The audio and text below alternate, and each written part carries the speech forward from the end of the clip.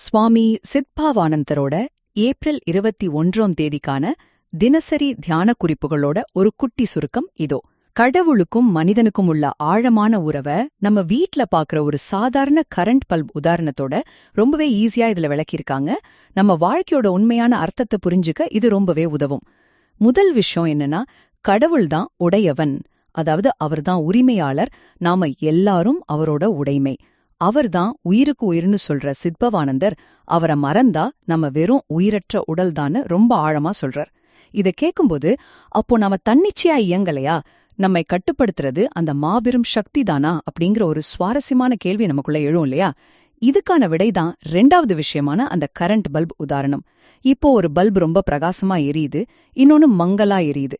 ஆனா அதுக்கெல்லாம் பவர் கொடுக்கற மெயின் சோர்ஸ் ஒண்ணுதான். இது எப்படி இருக்குன்னா, நம்ம மொபைல் போனை சார்ஜர்ல கனெக்ட் பண்ற மாதிரி தாங்க.